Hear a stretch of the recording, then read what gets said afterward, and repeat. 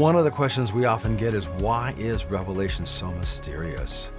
And also, why didn't God just tell us straight up what to expect? Why did he have to make it all so confusing and full of confusing symbolism and kind of foggy? And why do we have to work so hard to decode everything? That's a common experience. So let's first of all just admit that when most people approach Revelation, those are often the questions they have. Well, surprisingly, for the first readers, Revelation was not mysterious. And to them, God was telling them straight out what to expect. So the question is, for us in the 21st century, why is it so hard to understand? Well, there's a couple of reasons. The first one is we're reading somebody else's mail. And you can just find that right at the beginning of Revelation. You discover that it's an epistle, just like when Paul would write an epistle to the Romans or to the Galatians or to the Colossians. Those are all letters to churches. Well, it turns out that Revelation is actually John's letter to 7 churches. And they're all related to each other. I believe they even run right up a valley.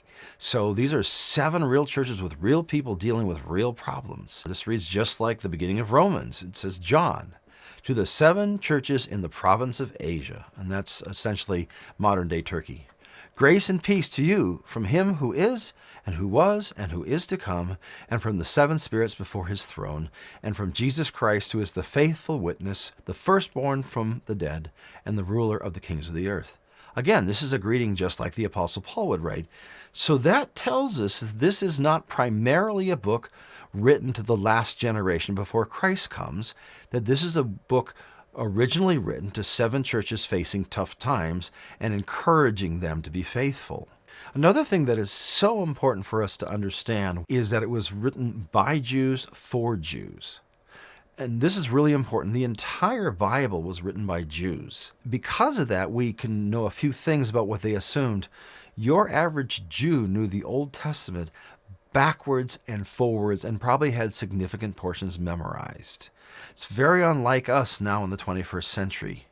And so when we think about that, if this was written by Jews for Jews, then we can assume some things. One is Revelation assumes knowledge of the entire temple system and the sacrifice system of Israel. And historically, most of the readers would have been alive while the temple was still standing, so it would have been very familiar to them. Also, 1/3 of Revelation is either quoting or paraphrasing Daniel. That's hugely important to understand, which means that we have to know Daniel well to understand Revelation. And then a good portion is based on other prophetic books in the Old Testament as well, such as Ezekiel, Zechariah, and Malachi. It even uses portions of John's Gospel, especially where it focuses on the crucifixion of Jesus and the imagery of the Lamb of God. It uses Jewish Old Testament symbolism to describe events going on in the first century in the way that they would have, that over-the-top symbolism that you find in Daniel and you even find in Mark 13. One of the more interesting things is that the book of Revelation uses satire. There's a couple portions where it makes fun of the devil and also makes fun of the Roman Empire. It would not have been surprising to see Jewish readers actually start chuckling at various portions. Ironically, it's the portions that we sometimes regard as fearful, they would have regarded as funny. Where we regard things as fearful, often those were the very passages that instilled hope that the God of justice would finally make the Roman Empire stop its evil and God would restore all things.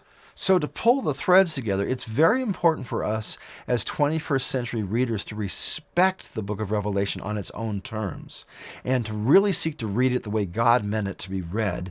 And that means we need to do the homework and get the background that the original readers had. And this might take some time. Fortunately, we've got some tools for that. I'm going to recommend one, and that would be the Bible Project video on Revelation. It's tremendously helpful to understand how to read Revelation as the first century Jews did.